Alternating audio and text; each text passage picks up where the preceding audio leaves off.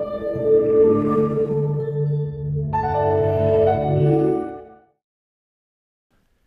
want you to do something.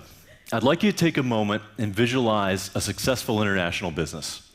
Picture the company that you believe best epitomizes global trade. Did you picture a global multinational conglomerate, one of the world's largest corporations, a Global 100 or the like?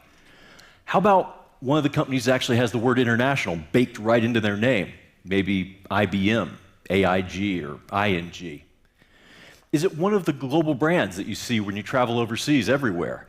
Subway, KFC, or 7-Eleven, for example. Or maybe The Gap, which is now a familiar sight all around the world. How many of you pictured a small business with fewer than 50 employees? One with only a single location, a family-owned and operated business. This isn't what springs to mind for most people when they think about international trade. But the fact is that over 98% of exporters are small and medium-sized businesses. In the United States alone, that's over 269,000 local businesses that have successfully gone global. For the past 25 years, I've been working with companies as they enter and expand into foreign markets, and they really aren't who you think they are. So what are they like? Who are they and what do they sell? And more importantly, what can all the companies that haven't yet gone global learn from their example? Back in 1996, The Millionaire Next Door was a surprise hit on the New York Times bestseller list, and it totally challenged our perception about who the affluent really are. We learned that the wealthy weren't really much like Blake Carrington, the oil tycoon from the 1980s TV hit Dynasty, or his 21st century equivalent, Lucius Lyon from Empire. Actual millionaires turned out to be far more like Modern Family's Jay Pritchett, the people that we see in our neighborhoods every day, predominantly running their own small businesses, living very modestly, and disproportionately driving pickup trucks. It turns out that this is also very true of international business, and a whole new generation of millionaires next door are being created by small businesses that are increasingly going global. The fact is that in the United States currently, over 90% of successful exporters are single-location small businesses, 37% of which have fewer than 20 employees. Think about that for a moment. Over a third of successful exporters are about the same size as your favorite local clothing boutique. In fact, some of them actually are your favorite local clothing boutiques. The cliche would be to call them mom-and-pop businesses, and many of them are. But many more would actually be better described as mother-daughter businesses. A growing percentage of them are female-owned and operated. So what do small businesses export? Well, really anything and everything. Here's some examples of small business shipments in just the last week. Custom-made tops for off-road vehicles, material for making dental molds, multi-level luxury kiddie houses, slobber-proof webcams so you can Skype with the dog while you travel, tailored orthopedic products, woodworking equipment, skateboards, stand-up paddle boards, and my personal favorite, steampunk costume jewelry. Okay, this one might require a little bit of explanation. These aren't very, very tiny steam engines. Steampunk is a huge trend among fans of science fiction and fantasy that re-envisions the genre with 1800s-era Industrial Revolution inspiration.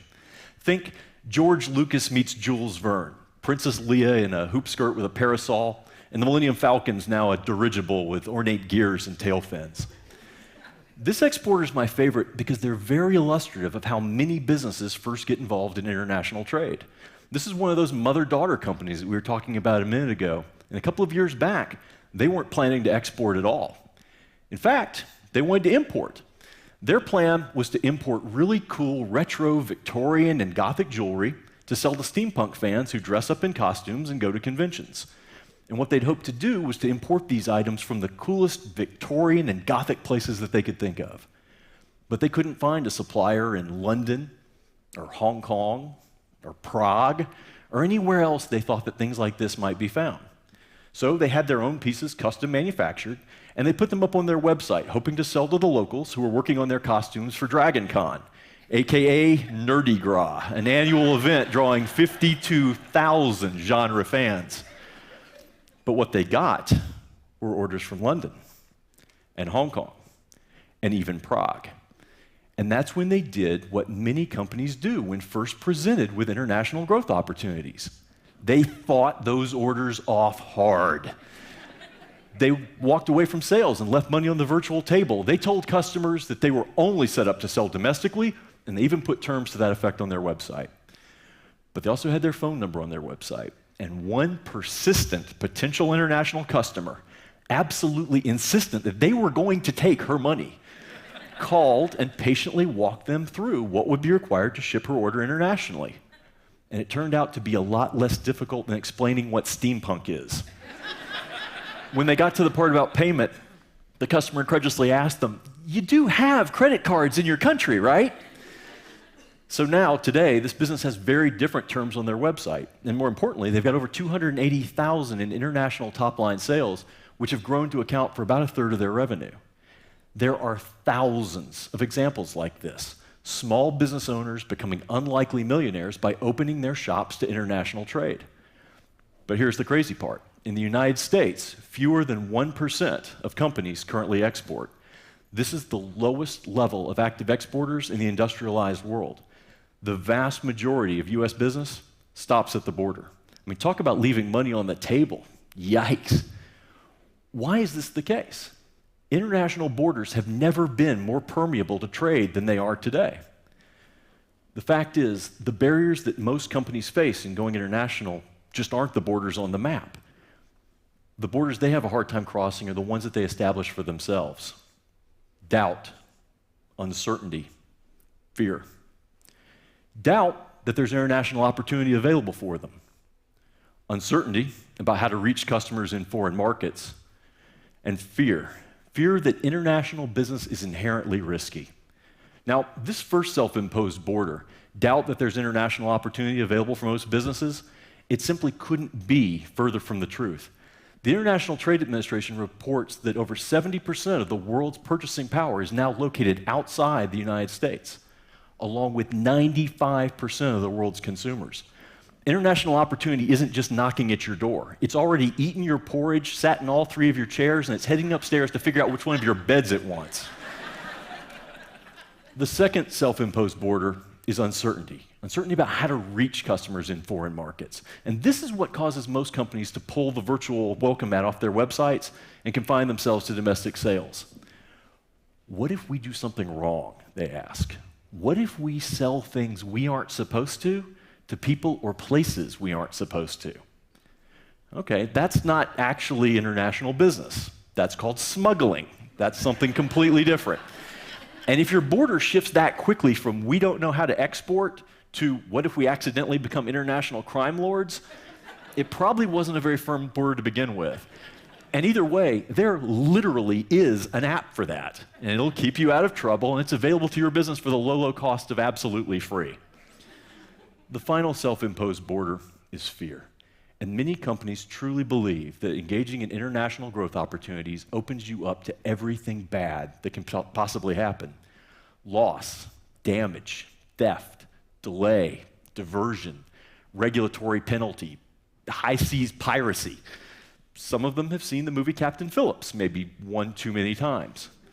Numerous studies have shown that it's actually far more risky to remain confined to the domestic market than it is to engage in international growth opportunities. Companies that export have exponentially more growth opportunity available to them than those that don't, and they are nearly 8.5% less likely to go out of business than those that are confined to the domestic market. Knowing those numbers, why wouldn't you export? That 1% of American companies that do currently export, they have phenomenal growth opportunities. Those are the businesses that are creating the next generation of millionaires next door, and even some billionaires. A moment ago, we talked about the gap when we were talking about visualizing a successful business. Do you know how they got started? A husband and a wife, having a very hard time finding pants that fit him, opened a single small store to sell blue jeans and vinyl records. Today, they ship to over 90 countries around the world, and they open up more stores internationally every year than they do domestic ones. For today's neighborhood business, the neighborhood is now a whole lot bigger. The world is your neighbor, and it's waving, and it's smiling, and it's trying to get your attention because it wants to do business with you. And it's time to wave back. Thank you.